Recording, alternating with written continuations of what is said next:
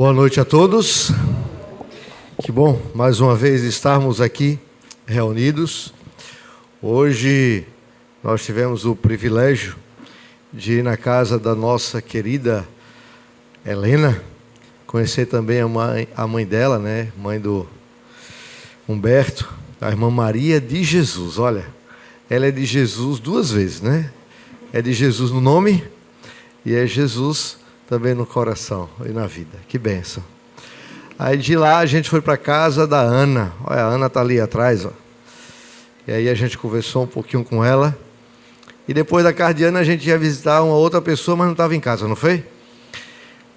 Mas é muito bom a gente poder estar visitando os nossos irmãos, poder conhecer. É o que eu falo para todo mundo, gente. Você quer conhecer alguém, você precisa entrar na intimidade dessa pessoa. E onde é a intimidade? No lar. Você precisa ir no lar. É lá que você conhece. Aqui na igreja, pensava que era no quarto, tá vendo? Ah, sim, eu pensei. Ah, tá. Ela ficou rindo, eu falei, meu Deus. Foi, eu falei, não. No lar, na família, porque assim, porque eu falei no quarto? Porque, segundo os especialistas, dizem que o lugar mais íntimo da casa é o quarto, né? Então, a gente conhece as pessoas no lar, onde a gente pode conversar, onde as pessoas abrem o coração, a vida, e a gente está aí para isso. É um ajudar o outro, um orar pelo outro, né? E, então, a gente... hoje fui convencido pelo Humberto de que a gente vai jejuar, orar sem cessar pela Helena. Ele convenceu da gente orar para que Deus mande um verdadeiro Adão, não é isso? Em nome de Jesus. E segundo Humberto, a oração dele vai ser um pouco maior porque ele quer 3 sobrinhos, 3. Então eu já estou convocando a vocês a orar por ela, né? É não? Precisa não? Ah, então tá bom. Vamos orar pelo Adão. Mas, gente, eu queria... Solta aí, por gentileza. Eu queria que vocês, se vocês assim desejarem, a gente está passando... Hoje as redes sociais nos aproximam também, né? Tem algumas pessoas que dizem assim, quando eu encontro, eu falei, tu é fulano e tal, tu fez isso. Pastor, como é que o senhor sabe? Pelas redes sociais a gente sabe muita coisa, né, da vida dos outros, né? Então aqui, gente, se vocês quiserem, tá? Acompanhar, assim, porque de vez em quando eu jogo lá no story, ou mesmo, né? A gente bota algumas fotos daquilo que a gente está fazendo no dia a dia, visitações, pregações, a gente mostra a família. Então, se vocês quiserem, o Instagram meu é PR de pastor, _ Gustavo Alves, que é o meu nome, né? Então, é bem facilzinho, tá? Se porventura vocês assim desejarem, grave aí e sigam a gente, que a gente retorna. E o de baixo é da Cíntia. Cíntia Cakes. Por que Cakes? Cíntia, ela era secretária na Associação Pernambucana. E Cíntia foi por os longos 17 anos secretária da obra. Mas como a gente veio transferido para cá e fomos para Quixadá, então ela não tinha trabalho, né? E aí ela montou, então, um negocinho lá que ela faz de bolo de rolo, né? São bolos de rolo. Aqui vocês falam muito de rocambole, mas parente. É mais doce, né? E ela faz diversos sabores. Então, além de vez em quando ela está interagindo com o pessoal e tal, então aí, se vocês quiserem seguir a dona Cíntia, então tá aí o Instagram nosso e o de Cíntia, tá? Amanhã eu apresento do Alain Mateus, ok? Que é bem fácil, é hard riso. Mas amanhã a gente apresenta e aí está aí o nosso Instagram para vocês. Se gostarem, seguir a gente para matar um pouquinho da saudade, né? Assim como eu já estou visualizando o Adventistas São Bernardo, né? É isso? É porque eu fui fazer um vídeo, de repente eu vi uma repreensão de alguém, que eu não vou contar, de que eu tinha falado errado. Eu falei errado, eu fui olhar o vídeo. Realmente, eu falei São Benedito, mas era São Bernardo. Aí eu falei, Jesus do céu, o cara vai ficando velho, é assim, né? Vai misturando as coisas. Mas depois daqui para sábado eu faço um outro vídeo falando São Bernardo. Tá bom, gente? Bom, aqui, gente, eu queria começar essa reflexão falando de algumas coisas que aconteceram, inclusive na nossa vida, né? Talvez eu vá repetir aí, teve 3 pessoas, eu acho que a Helena estava num dia ali que a gente comentou um pouquinho, e a irmã Marcela também. O que acontece? A gente sabe que quando a gente se torna cristão, a gente começa a imaginar que, poxa, a gente está com Deus, a gente está mais próximo de Deus, então a nossa vida vai melhorar. Mas é impressionante como algumas coisas aparentemente pioram. Por que eu falo aparentemente? É porque as dificuldades são maiores, os desafios são maiores, as tentações passam a ser maiores, e a gente às vezes acha que a nossa vida está sendo terrível. E aí a gente esquece do que Papai do Céu, né, do que Jesus falou ali em João 17, quando ele estava fazendo a oração sacerdotal, de que nós estamos no mundo, mas nós não somos deste mundo. Automaticamente, se nós somos filhos da luz, somos filhos de Deus e automaticamente inimigos do príncipe das trevas, que é Satanás, né? Então, o que acontece? Eu vou contar para vocês depois do seminário, porque antes do seminário fica para um dia, quando eu for distrital aqui, aí eu conto para vocês. Ou quando eu vier novamente aqui, né, visitar, se for convidado, tá bom? Mas aí o que acontece? A gente saiu do seminário, éramos 5 jovens que precisariam de chamados na Pernambucana. E aí a Pernambucana estava com algumas dificuldades e só poderia chamar um. A PE, da Pernambucana, né? A PE. E aí o que acontece? Era o último dia 30 de setembro. Por quê? Porque até o dia 30 de setembro, a prioridade é a origem de onde a gente saiu. Por exemplo, se Humberto desejar fazer teologia, ele vai sair de onde? De São Bernardo, que é da Associação Cearense. Então ele tem um título, tá, de cearense. Isso significa que quando ele estiver no último ano, até o dia 30 de setembro, a Associação Cearense tem prioridade de chamá-lo. Então qualquer outro campo pode conversar com ele, mas o chamado ele só pode enviar a partir do dia 1º de outubro. Porque até o dia 30 a prioridade é de onde? Do campo dele, ok? Então, como o meu campo era a Associação Pernambucana, então até o dia 30 tinha preferência. Porém, 6 horas da tarde, eu recebi um comunicado de que vinha um presidente lá do Pará para conversar comigo, porque ele já estava conversando com alguns colegas. Como a Cíntia trabalhava na faculdade de fisioterapia, então eu falei, olha, eu vou chamar minha esposa, quando eu voltar vocês vêm em casa. Beleza? Beleza, fui embora. E aí ela ainda estava terminando as coisas lá. Eu sei que quando a gente chegou, era mais ou menos de 15 para as 7, na condomínio ali dos teologanos, né? Na Vila dos Teologanos, que é chamado. E aí quando eu cheguei, eu falei, olha, pode vir, a gente já chegou aqui e tal. Falei para os meus colegas. E aí, de repente, uma ligação para a gente. E aí o rapaz falou, Gustavo, ó, tem uma ligação, porque lá no condomínio tinha um orelhão. E aí todo mundo atendia lá e chamava quem fosse necessário. E ele me chamava, tem um telefone para você. E aí eu fui atender. E aí quando eu atendi, era o secretário da Associação Pernambucana. E ele falou assim, ó, Gustavo, a gente já voltou aqui e tal, mas eu esqueci de ligar para você. Blá, blá, blá. Enfim, você foi chamado para Pernambucana. Ou seja, nas últimas horas do dia 30 de setembro, 6h30 para 6h40, eu recebo essa ligação. Automaticamente o pessoal do Pará não veio. E aí eu fui ser distrital em Uricuri, aquela região ali, Uricuri, Trindade, Araripina, enfim, por ali. Ipubi. E quando eu fui me apresentar sozinho. Eu não tive o privilégio que alguns pastores têm de ser apresentado pelo presidente, pelo secretário e tal. Eu fui sozinho, eu nem sabia onde era o Uricuri, fui. E quando eu cheguei lá, cheguei no dia 27 de janeiro. O distrito estava em peso, assim, numa escola, eles fizeram um encontro, né, geral para receber o pastor e tal, eu fui. Resultado, começamos a trabalhar. Quando foi em junho, ou seja, 5 meses, né, porque cheguei, fevereiro, março, abril, maio, junho, exatamente, 5 meses, Eu fiz um congresso, sexta, sábado, domingo, primeiro congresso ali de Oricuri, uma quadra e tal, chamamos alguns cantores e tal.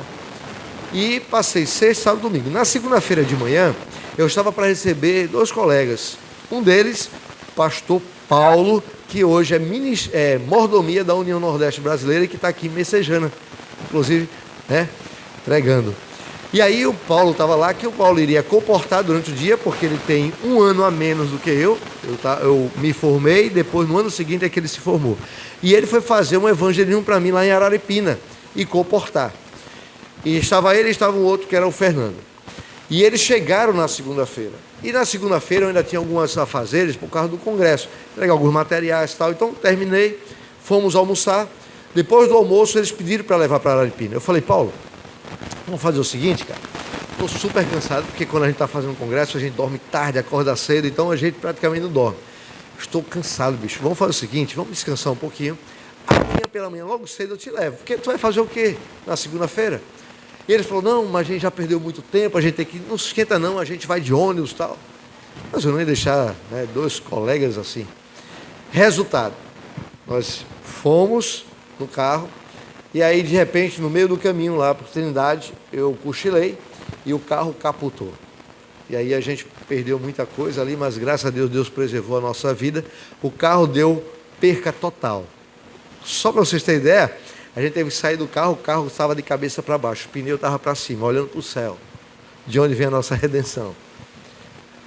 Eu fiquei muito triste, lógico. Os meninos terminaram indo embora, eles não ficaram para fazer o evangelismo, não foram comportar, ficaram, e aí foram embora. E eu tive que fazer o evangelismo lá. E naquele evangelismo, eu ia de moto, porque eu não tinha mais carro, né? Tive que pegar uma moto. Com o dinheiro que sobrou do carro, da venda da carcaça do carro, eu comprei uma motozinha. E aí ia para Araripina, 60 quilômetros de ida, 60 de volta, todos os dias. Só para vocês terem ideia, eu saía de lá de 10 horas, porque saía um ônibus da Cotijo para vir para Recife, de Araripina para Recife. E eu tinha que vir porque a moto tem um farol fraco, e ali na estrada tem muitos animais. Então o que é que eu fazia? Eu esperava, dava a hora, quando dava mais ou menos 10 para as 10, eu saía da igreja, ia para uma posição, porque vinha um ônibus da Gotijo com um farol alto, e eu vinha acompanhado com a Gotijo, porque se tivesse assalto, ele estava ali para proteger. E eu vinha ali, sabe, o máximo da moto, não deixava o ônibus passar, porque ele tinha que me proteger. Todas as noites era assim. Só que, o que acontece? Depois desse acidente, mais ou menos 9 dias, minha irmã me liga, dizendo que meu pai estava com câncer na próstata. Eu estava a 625 quilômetros, que é de Oricuri, e para Recife, e minha irmã estava ali, tinha que cuidar de tudo, e eu só ficava sabendo por telefone. Ou quando eu tinha concílio no Recife, que eu descia, e aí visitava meu pai. A gente ficou um pouquinho aflito, mas começou o tratamento. Tudo bem, vamos para frente. 4 meses e 5 dias, eu fui fazer um colega, vizinho de Bodocó, que era outro distrito, eu fui fazer uma pregação pela manhã e à tarde eu então ia fazer uma palestra. E eu sou meio assim, às vezes eu sou meio de desafiar. E eu falava, por exemplo, eu falava para o meu colega, falei, enche o tanque ou uma caixa d'água, porque eu vou fazer apelo. Você tem pessoas que estudaram a Bíblia, tem ex-adventista, chama tudinho lá para a igreja. E aí eu pregava e falei, eu quero um desafio. É para você ser batizado hoje. Você já é adventista e está afastado, você sabe de tudo. Então não precisa de nada, só precisa você corrigir sua vida. Então você que estudou a Bíblia, você precisa tomar uma decisão. Enfim, de vez em quando, pelo menos quando eu fiz isso, deu certo, né? Pessoas vinham, lá em Bodocó a gente batizou 3 jovens, ex-adventistas, eles voltaram e estão lá firmes, graças a Deus. Só que Satanás não gosta disso. E aí à tarde me dispensaram, porque eu não ia fazer mais ou menos umas 3 horas da tarde, me dispensaram, eu falei, já que eu não vou pregar, eu vou embora, porque à noite eu tenho um culto de ação de graça. E voltei de moto, cantando, feliz da vida, era sábado à tarde. Bodocó, para sair de Bodocó para Oricuri, faz uma curvazinha assim, e o sol é de frente, então você com o capacete, às vezes fica meio encandeado, né? E eu estava ali a 80 km por hora, de repente quando eu viro, está uma carroça na minha frente. E aí eu tento desviar, mas o pneu bate no pneu da carroça, e aí você já sabe, você é 80 km por hora, o que acontece na moto? Caí, me arrebentei todinho, mas graças a Deus Deus permitiu a vida. Fui pro médico, levei 9 pontos aqui nesse joelho, tem até uma marca aqui. Teve outros pontos. E fiquei em casa mais ou menos um mês. E aí, depois desse acidente, agora foi a vez da minha mãe ligar. E quando minha mãe ligou, eu não me recordo o tempo, ela estava chorando, eu falei, o que foi? Ela falou, Gustavo, o médico descobriu que eu estou com câncer no intestino. Poxa, meu pai ainda estava fazendo um tratamento do dele. E agora minha mãe, no meu primeiro ano de ministério, perdi o carro e arrebentei a moto. E todos os 2 acidentes, logo depois vinha um dos meus pais com problema de câncer. O problema da minha mãe foi muito mais agressivo, porque o médico falou para ela que, geralmente, o tumor, ele pode ser devido também ao fumo. Então, por exemplo, pessoas que não fumam, no máximo o tumor de 7 milímetros, 7,5 milímetros. E o fumante é no máximo 10. Minha mãe estava com um tumor de 11,5 milímetros no intestino. Então, e foi maligno, né? O pior é isso, não era só o tumor, era maligno. Então os médicos começaram o tratamento, tiveram que cortar uma parte do intestino, emendar, tem um nome científico que eu não consigo gravar. Mas emendaram tal e começou o tratamento. E agora eu estava lá, com minha irmã aqui, tendo que cuidar do meu pai e agora da minha mãe. E não foi fácil. Quando eu fico sabendo disso, aí eu desabei. Eu falei, Senhor, primeiro ano eu já sofro 2 acidentes e os meus pais, os 2, estão com câncer. Senhor, eu não vou aguentar não. Não vou aguentar. E eu confesso a vocês, amigos, que eu disse assim, eu acho que eu vou voltar para casa e vou fazer uma outra coisa. Mas eu não vou ser pastor. Porque eu não vou suportar. Eu não vou suportar tanta coisa, tanto sofrimento. Mas eu disse assim, tá bom, Senhor.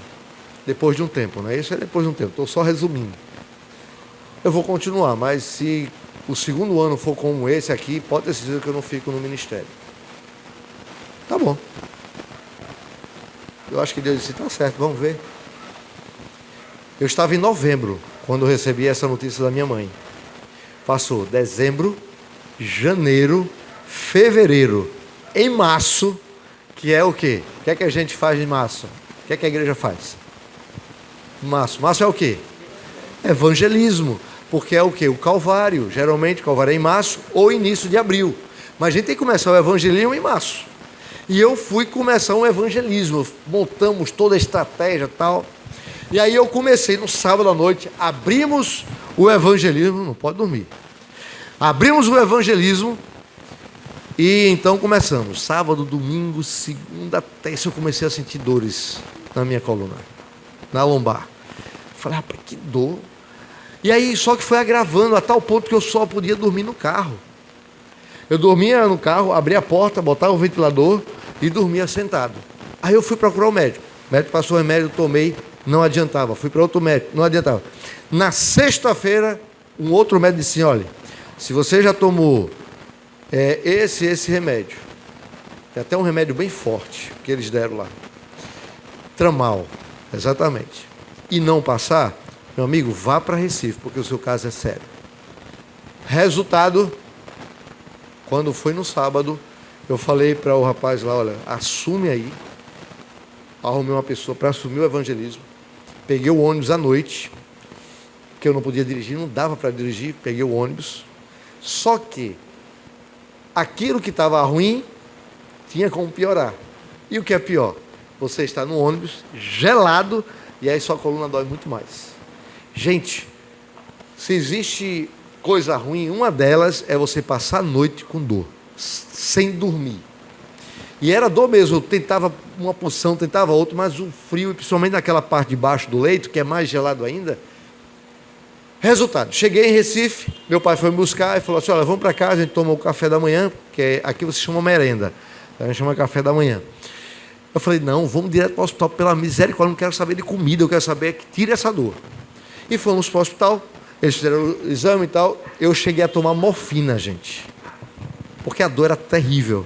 O que é que tinha? Eles descobriram que tinha uma hérnia que estava pressionando, ela tinha estourado, estava pressionando o nervo ciático. Então era a dor não só na coluna, mas radiava pela perna esquerda. E aí eles disseram, olha, isso aí a gente não gosta de fazer, mas a gente vai ter que fazer uma cirurgia na sua coluna, porque já que nem morfina passa a dor, você não vai suportar. Então, e marcaram para o dia 12 de abril a cirurgia. E aí eu fui para a cirurgia. Saí da cirurgia, ainda estava com muita dor. Eles me deram alta, fui para a casa do meu pai. Não podia levantar, a não ser um pouquinho para comer ou para ir ao banheiro. Fora isso, era deitado o tempo todo para poder cicatrizar. E aí foi doendo, e eu, doutor, uma semana está doendo. Não, é porque estava muito inflamado, continue tomando medicamento. E foi. Resultado, 20 dias depois eu disse, não suporto mais, está doendo. Então vem aqui, vamos fazer um exame. Fizeram uma ressonância, aí verificaram que na cirurgia tinha ficado fragmentos da cartilagem da hérnia, que eles, quando foram colocar para dentro, cortaram a parte, e aí ela estava grudada no nervo ciático. Então, qualquer movimento que eu fizesse com o pé, o nervo ciático ficava roçando e inchava, e ele não desinchava, e não desinchando era dor. Vamos internar porque vai ter uma outra cirurgia. Só que essa cirurgia é pior, porque essa cirurgia a gente vai ter que pegar, como é na lombar, essa parte da bacia, vamos ter que fazer uma raspagem no osso, para que então o nervo ciático possa ter liberdade de se movimentar. E a conversa era o seguinte: caso alguma coisa dê errado, daqui para baixo não vai funcionar mais. E aí, vocês encaravam? Eu não tinha opção, gente. A dor era grande. Quando a gente não tem opção, a gente enfrenta qualquer coisa. E a gente foi para a cirurgia. E louvado seja Deus, porque depois de 3 meses deitado, sabe o que é 3 meses deitado, gente? É terrível. E eu comecei a me perguntar, eu digo, Senhor, a aprovação está demais. Eu não aguento não. Em pouco tempo, menos de 1 ano e meio de ministério, já tudo isso aí. Gente, eu vou parar por aqui, porque eu sei que vocês vão chorar. Mas cada dia eu conto um pouquinho. Vamos abrir as nossas Bíblias? Oi? Próximo capítulo. Vamos abrir em Lucas. Vocês já oraram por mim, então a gente não vai orar para abrir a Bíblia, porque Deus já está nos abençoando. Lucas capítulo 6, versículo 12 a 16. Até ontem eu tinha alguém que cuidava de mim trazendo água. Hoje já me abandonaram. Ó. Cadê? Ah, ele botou aqui, foi? Ah, então me perdoe, viu? Ah, o crédito ainda é seu.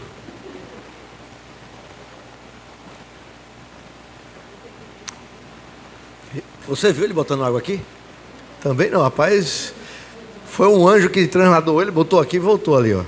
O homem é eficiente, viu? Exato. Todos abriram aí em São Lucas, capítulo 6, verso 12 em diante. Aqui diz assim, ó. Lembre-se que o título que eu falei ontem é o quê? Perto, porém distante. E vocês vão entender por quê. Aqui diz assim, ó. Naqueles dias, retirou-se para o monte, a fim de quê? E passou a noite orando a quem? Quem que estava orando aqui?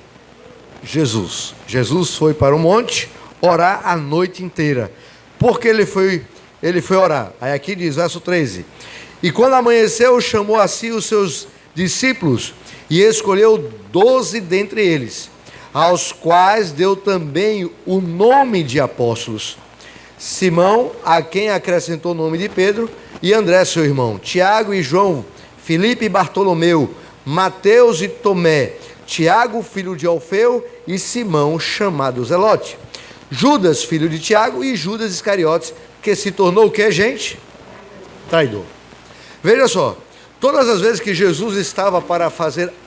Aliás, Jesus sempre orou bastante, mas especificamente quando ele estava para fazer uma grande obra, ele orava. Por exemplo, ele orou para escolher os 12 discípulos, ele orou, né, em relação à tentação, ele orou quando estava para ser entregue, julgado e morto. Então, ele intensificava as orações quando tinha que tomar alguma decisão ou quando ele foi se entregar completamente pela humanidade.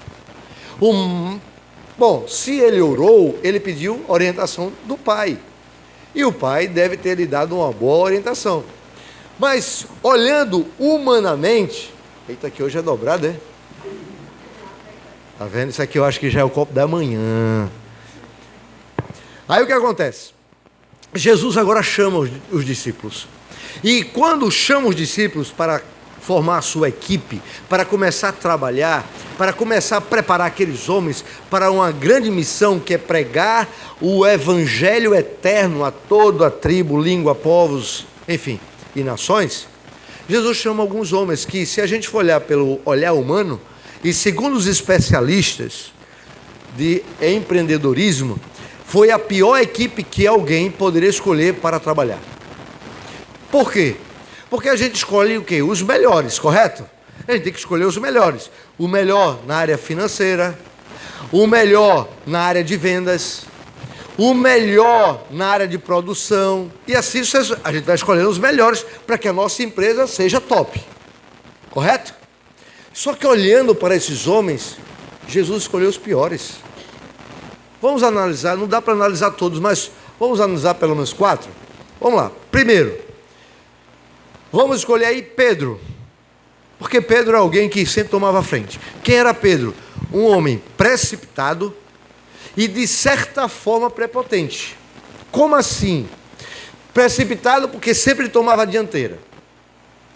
Vocês veem que ele está sempre tomando. Tanto é que chegou uma vez e Jesus estava falando pela 7ª vez: olha, é necessário que o Filho do Homem seja morto e o 3º dia ressuscite. O que é que Pedro fez? Senhor, tem misericórdia de ti. É lógico que o Senhor não vai morrer. Aí Jesus disse: arreda de mim, Satanás. Por quê? Porque Satanás estava usando Pedro. Estava usando Pedro. Então perceba, queridos, que não é o fato de nós estarmos na igreja, termos a Bíblia, que vai fazer com que Satanás não nos use. O que vai fazer ele não usar é nós nos preenchermos pelo Espírito Santo. E para tal, precisamos buscá-lo sempre em primeiro. Ok? Então Pedro era precipitado. Onde é que ele foi prepotente?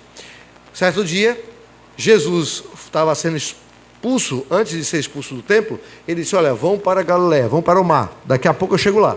Jesus foi expulso, passou um tempo em algum lugar, e aí à meia-noite ele veio para o barco onde estavam os discípulos. E aí os discípulos ficaram meio que agoniados porque pensavam que era um fantasma. E Jesus disse: calma, sou eu. Eu quem? Jesus. Ah, tá. Aí o que é que Pedro fez? Se tu és Jesus, manda que eu ande sobre as águas ao teu encontro. É ser prepotente ou não é? Aí Jesus disse: tá bom, Pedro, vem embora. E Pedro foi, e você sabe o que aconteceu depois. Então Pedro era sempre precipitado. Agora imagine você ter na sua equipe, você está montando os projetos, os planos, e de repente aquele que é precipitado joga tudo por água abaixo. Você fala assim: olha, não divulga nada. Aí ele começa a divulgar, porque é precipitado.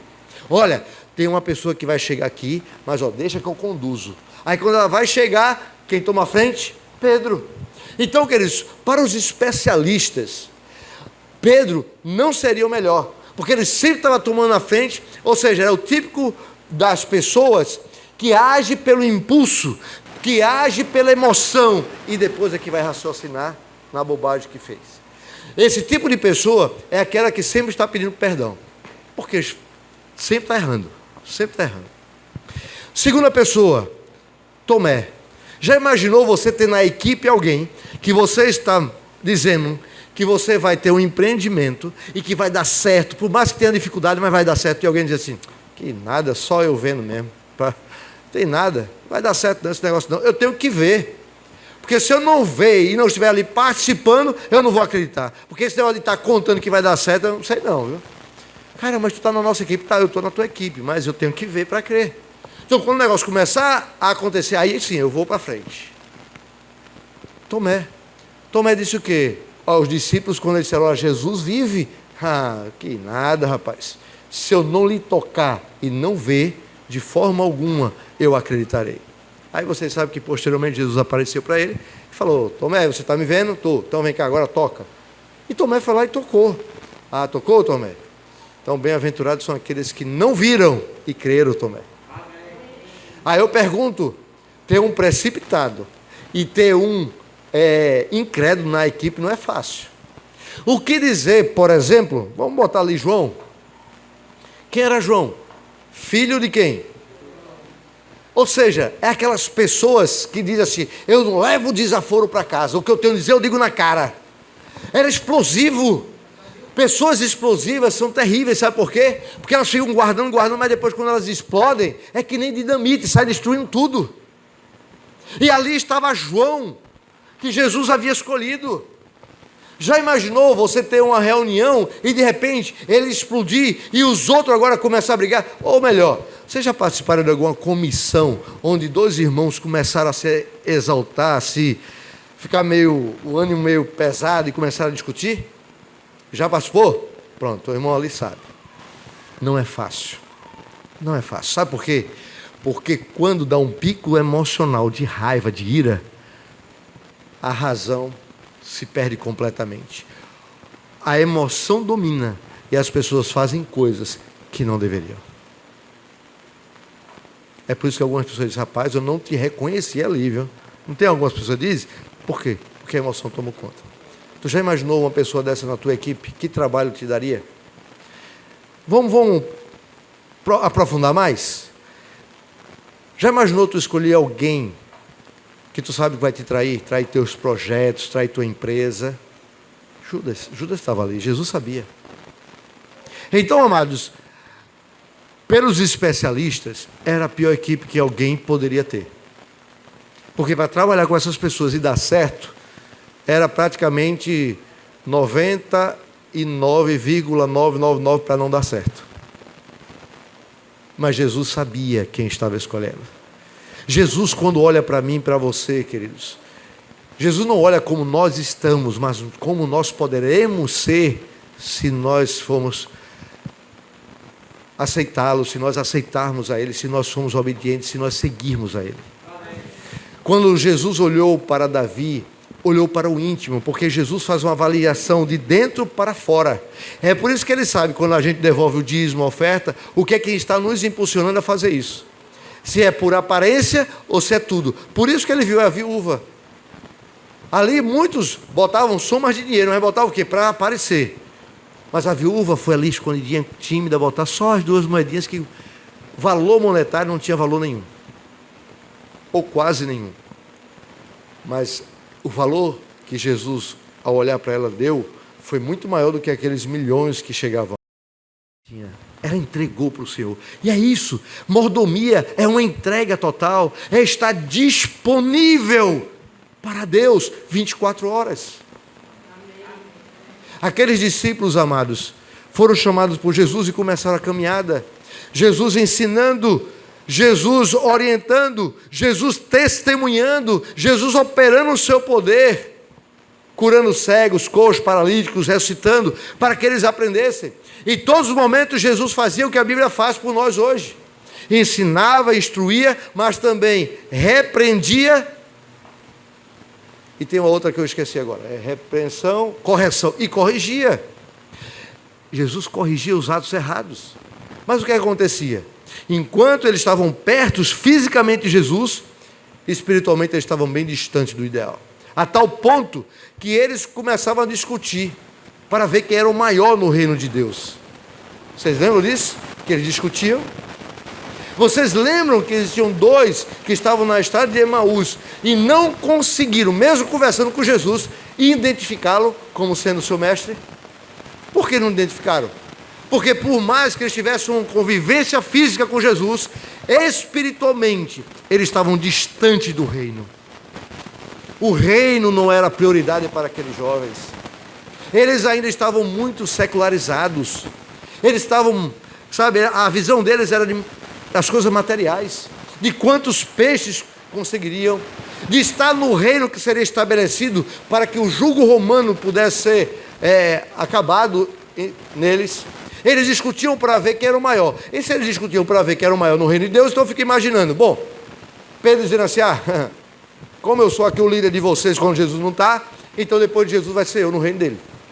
Aí Judas chega lá, mas eu sou o tesoureiro do grupo, eu que fico real. Então o tesoureiro depois do líder é o tesoureiro, eu é que sou o segundo. E aí começaram agora a discutir, para ver quem seria o maior. E se não bastasse isso, a mãe de dois deles chegou para Jesus e disse, Senhor, quando tu estabeleceu o reino, coloca um dos meus filhos à tua direita e outro à esquerda. E Jesus disse, calma, não me compete. Essa parte aí não me compete, aí é o Pai. E se a gente for para o simbolismo da direita e da esquerda, aí complicou, porque a mãe pediu um para ser salvo e outro para ser perdido, porque Jesus disse, os que estiverem à minha direita, vinde de meio de meu Pai, o que estiver à esquerda, apartai-vos de mim, malditos. Deu para entender que muitas vezes a gente não sabe o que pede a Deus? Então, amados, nós estamos diante de situações em que os discípulos estavam diante de Jesus, fisicamente, mas espiritualmente, eles estavam bem distantes.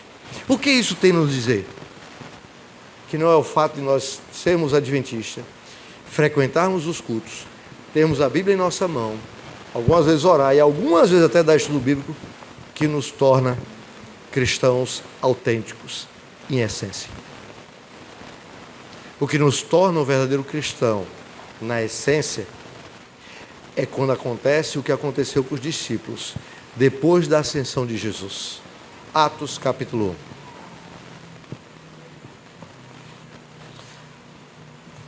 Jesus se despede então agora dos discípulos, dando algumas orientações e prometendo que enviaria o Consolador e que eles receberiam um poder extraordinário e que eles deveriam aguardar. E aqui no capítulo 1 então mostra uma outra face desses discípulos. Não mais os discípulos que estavam longe espiritualmente, mas agora inverteu as coisas. Os discípulos agora, diz aqui o texto do capítulo 1, versículo 6 em diante, diz aqui que então os que estavam reunidos lhe perguntaram, Senhor, isso aqui antes da ascensão, que o Senhor falava sobre alguns ensinamentos, algumas coisas, e aí no verso 8, melhor dizendo, no verso 8 diz assim, mas recebereis poder ao descer sobre vós o Espírito Santo, e sereis minhas testemunhas, tanto em Jerusalém, como em toda a Judéia e Samaria, e até os confins da terra. E aí, queridos, no verso 14 assim, todos estes perseveravam, unânimes, em que, gente? Em oração. Ou seja, aqueles homens que ouviram de Jesus, quando estava antes de ascender ao céu, uma promessa de que eles receberiam o poder, que receberiam o Espírito Santo, mas eles deveriam estar unidos, e aí Jesus ascendeu ao céu, eles começaram agora a esquecer quem seria o maior. Eles não tinham mais a presença física de Jesus, consequentemente eles estavam amedrontados. O seu líder, aquele que iria estabelecer o reino terreno, não estava mais. E eles disseram, poxa vida, cadê o reino de Jesus? Alguma coisa está errada. Aí eles foram se reunir, eles começam a orar, e aí na oração eles começam a perceber que o erro não estava em Jesus. O erro estava onde? Em cada um deles. Porque eles não conseguiam olhar para o céu, de onde viria a redenção, de onde veio todo o poder. Eles estavam ainda com a visão horizontal, material das coisas da terra. Mas agora eles estavam ali unânimes, orando. E eles oraram durante 40 dias. Até se completar os 50 dias que deu Pentecostes. Sabe, amados, os discípulos não tinham mais a presença física de Jesus. Mas espiritualmente eles agora estavam bem pertinhos de Jesus. E por eles estarem perto, através da oração, através da comunhão, Jesus cumpriu a sua promessa, porque eles fizeram a parte deles. Jesus então vem através do Deus Espírito Santo e agora se apodera daqueles homens. Aqueles homens agora eram diferenciados. Não eram homens como Pedro, precipitado e prepotente. Não eram homens incrédulos como Tomé. Não eram homens como Trovão, filho do Trovão, como João. E não existia nenhum deles como Judas, ou seja, traidor. Todos eles agora estavam unânimes, não só no desejo, no alvo, como também na vivência, no testemunho. E ao ser preenchidos pelo poder de Deus, pela presença do Espírito Santo, aqueles homens agora eram diferenciados, a tal ponto que o livro de Atos mostra o início da igreja primitiva. E aí começa a mostrar que aqueles homens, ao receber o poder do Espírito Santo, eles começaram a falar com poder. O fogo da presença do Espírito Santo estava sobre ele. E Pedro é o primeiro a pregar. E Pedro agora começa a pregar.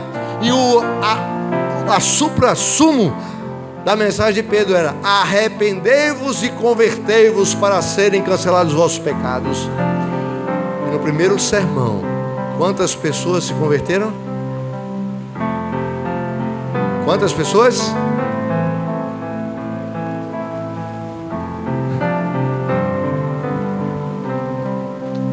Vocês já descobriram quantas? 3.000 pessoas. 5.000 foi do segundo sermão, do primeiro foi 3.000. Já imaginou? Gente, eu queria pelo menos 10%, 300 pessoas, pregar e 300 pessoas se converter. Mas hoje, queridos, o que eu queria era 100% de vocês se convertendo a cada momento ao Senhor Jesus. Aqueles discípulos eram diferenciados. Se vocês forem ver, queridos, esses homens, eles pregavam, as pessoas seguiam. O texto bíblico diz que naquele movimento, as pessoas ao se converter, elas compartilhavam o que tinham. Pessoas que tinham fazenda, dividiam suas fazendas, transformavam em dinheiro e dava para os pobres, para que eles tivessem alguma coisa. Quem tinha um pão, partia e dividia o pão. De casa em casa eles pregavam o evangelho, pregavam Jesus Cristo. E sabe o que é mais impressionante, amados? É o que está no capítulo 3, verso 6. Quando Pedro e João foram ao templo, tinha ali um paralítico que pedia esmolas. E quando o paralítico pediu esmola a Pedro e João, olha o que ele diz aqui: não possuo nem prata nem ouro, mas o que tenho, isso te dou. Em nome de Jesus o Nazareno, anda. O que Pedro e João tinham agora? Ele tinha Jesus, ele tinha o Espírito Santo, ele tinha Deus na sua vida. Aí eu te pergunto, queridos, ouro e prata são mais valiosos do que Jesus Cristo, sim ou não? Não. Quem tem Jesus, como a irmã Marcela acabou de dizer aqui, tem tudo. E por que nós não estamos intensamente buscando esse Jesus que é tudo para a nossa vida? Porque nos distraímos tanto com programas de TV, com palavras impróprias, com amigos, com sonhos de riquezas nesse mundo. Eu vou confessar um pecado: o meu sonho é ser rico. Meu sonho é ser rico. Aí Deus me puxou, eu não queria ir para o ministério. Aí Deus foi me puxando. Aí eu fui para o ministério. Falei, no ministério eu vou guardar um dinheirinho, vou ver. Aí quando eu cheguei aqui, recebi meu primeiro salário. Misericórdia. Era um salário mínimo. Eu falei, Jesus, como é que eu vou ser rico desse jeito? Mas aí eu pensei, bom, depois de um tempo eu vou ser rico, né? Aí foi quando eu descobri que pastor ganha tudo a mesma coisa. E ganha o suficiente para sobreviver. Mas aí eu olhava alguns pastores com Hilux, com não sei o quê, falava, cara, ele consegue ali porque eu não consigo. Aí eu fui descobrir, é porque a família é abastada, né? Aí falei, rapaz, nem a minha família é abastada, nasci numa família pobre, coitado. Mas Senhor, eu vou ser rico. Aí fui juntando. Aí Cíntia, vamos viajar. Não, Cíntia, vamos guardar dinheiro pra gente. Aí fiz uns investimentos totalmente errado, perdi tudo. Aí eu disse, misericórdia, não tem jeito. Aí foi quando eu cheguei um dia e disse, Senhor, eu queria tanto ser rico, mas o Senhor nunca me deixou ser rico. Então já que o Senhor não quer que eu seja rico, eu faço assim, tudo que eu pego agora eu vou viajar com minha família, tudo. Aí eu peguei o dinheiro que eu tinha, o resto da caixa. Aí fui lá para Portugal, fui conhecer Portugal. Aí fui para a Europa, gastei tudo. Falei, já que não é para ter nada. Aí depois, num belo movimento de 5 horas da manhã, em oração, aí eu descobri que eu nunca vou ser rico. Por 2 motivos. Primeiro, porque a Bíblia diz que a gente tem que acumular riquezas onde? Aí eu falei, eita, então a minha riqueza não é que é lá? Então tá bom, então lá deve estar rico. E a segunda coisa, se Deus me der riqueza aqui na terra, eu vou me tornar vaidoso e avarento, prepotente, e eu vou esquecer de Deus. Aí eu descobri. Aí eu falei, Senhor, é por isso. Então eu vou fazer o seguinte, deixa eu ser pobre mesmo que é melhor. Pelo menos eu estou abraçando meus irmãos aqui, estou feliz da vida com o Senhor. Então eu nunca vou ser. Sabe, amados? E Deus vai me fazendo ter essa visão cada vez mais. Quando eu vi a história de George Miller, o homem na Europa, para ser mais exato, na Inglaterra, ele se tornou cristão, aquele cristão fervoroso, como a gente chama o primeiro amor, né? Só que o primeiro amor dele nunca acabou. E ele via que uma das coisas que mais necessitava ali na Inglaterra era cuidar dos órfãos. E o governo inglês não cuidava. E ele falou, eu tenho que fazer alguma coisa pelos órfãos. E ele então foi um missionário dos órfãos. O que foi que aconteceu? Ele orou a Deus, pediu ajuda a Deus. Ele disse, Senhor, a gente precisa cuidar dos órfãos que estão abandonados, crianças e tudo mais que estavam nas ruas. E ele se propôs a realizar. Então ele foi lá, viu um local, conseguiu um local. E o primeiro orfanato dele foi com 3.500 crianças. O problema é que ele não fez barganha, ele não pediu ajuda a ninguém, ele não chegava, trabalhava para manter, não. Tudo dele, quem era o sócio era Deus. Até que um dia, eles estavam pela manhã, ali no orfanato, e a senhora que estava ali cuidando das coisas disse, Miller, nós temos um problema, logo cedo. Ele falou, qual é o problema? Ele falou, é porque nós não temos alimentos agora pela manhã, e as nossas crianças quando acordar não tem nenhum alimento. O que é que nós vamos fazer? Ele falou, nós vamos falar com o nosso diretor. Ela falou, nosso diretor é o Senhor, vamos orar. E eles começaram a orar, Senhor, tu sabes que este orfanato é teu, então Senhor, não tem comida para nossas crianças, e agora? Eu não sei como resolver, o Senhor é que tem que resolver. E ele começou a orar. E aí terminou a oração, ele começou a esperar. Bom, Deus vai dar um jeito. As crianças começaram a acordar. De repente, bate a porta do orfanato um padeiro. Ele falou assim, gostaria de falar com o irmão Miller? Ele falou, pois não, irmão Miller. Eu estou meio apreensivo porque de ontem para hoje, os nossos pães ficaram completamente, ninguém veio buscar. E nós estamos sobrando, e se esse pão ficar lá, então vai se perder. O senhor quer esse pão para as crianças? Claro que queremos, foi Deus que mandou. Aí pegou o pão, guardou. Beleza. Não deu poucos tempos depois, um leiteiro que estava trazendo leite para a comunidade, o pneu da carroça quebrou, e ele falou assim, não tem mais como eu ir para levar o leite.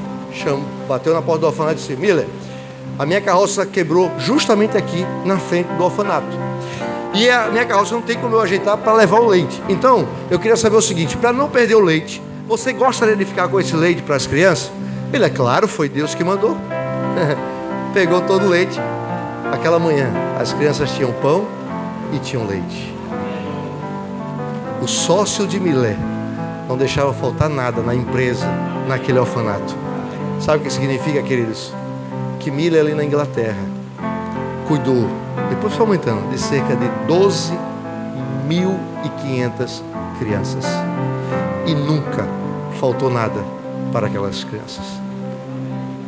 Aí eu te pergunto, vale ou não vale a pena colocar o reino em primeiro lugar? Vale ou não vale pagar o preço e confiar em Jesus? Vale ou não vale a pena estarmos bem próximos de Jesus? Não fisicamente, mas espiritualmente, até que aquele grande dia acontecerá, e aí nós poderemos ver fisicamente bem pertinho Jesus, porque já aprendemos a viver espiritualmente perto dele. Quantos nessa noite desejam dizer diante dos seres criados, anjos e outros seres, e diante do próprio Deus que está aqui, eu quero, Senhor, deixar de viver longe de Ti. Eu tenho feito algumas coisas e não tenho priorizado ao Senhor, porque eu tenho 24 horas, mas nas 24 horas, se eu for somar, não dá nenhuma hora de estudo da Bíblia, de oração, de pregação do Evangelho. Então, Senhor, me ensina a reservar mais tempo, a colocar um altar em casa, onde eu possa ali me encontrar com o Senhor, como Daniel se encontrava 3 vezes por dia com o Senhor. Se você deseja, fique em pé, porque nós vamos pedir a bênção de Deus sobre a tua vida, para que, assim como os discípulos, a sua mente, a sua visão seja aberta e você perceba como é verdadeiramente ser um cristão. Oremos. Bendito Deus e eterno Pai, muito obrigado, Senhor Deus, por essa noite. Obrigado, Senhor Deus, porque assim como prometeste o poder do Espírito Santo, Pentecoste, o Senhor tem prometido a cada um de nós que também, pela segunda vez, só que com maior intensidade, o Senhor nos concederá o poder do Espírito Santo. No Pentecoste, para finalizar a obra deste mundo. Mas antes do Pentecoste é necessário nos unirmos uns aos outros, mas especialmente nos unirmos com o Senhor. Precisamos estar perto de Ti, Senhor. Ainda que nós não consigamos enxergar fisicamente ao Senhor, mas espiritualmente nós podemos nos aproximar de Ti. Perdoa os nossos pecados, perdoa a nossa falta de fé, perdoa, Senhor Deus, aquilo que nós temos acariciado e que nós precisamos abandonar. Nos ajuda a verdadeiramente sermos filhos do Deus Todo-Poderoso, filhos da luz, até aquele grande dia onde ouviremos: vinde benditos de meu Pai, possuir por herança o reino que vos está preparado desde a fundação do mundo. Obrigado, Senhor. Obrigado por não desistir de nenhum de nós. É o que oramos em nome de Jesus. Amém, Senhor. E a Igreja de São Bernardo agradece mais uma vez o pastor que esteve conosco, né? E a todos os irmãos e amigos que aqui se encontram. E que amanhã, 7h15, estaremos novamente para darmos continuidade à Semana da Mordomia Cristã. Que Deus os abençoe e os leve em paz. Na sua companhia. Amém.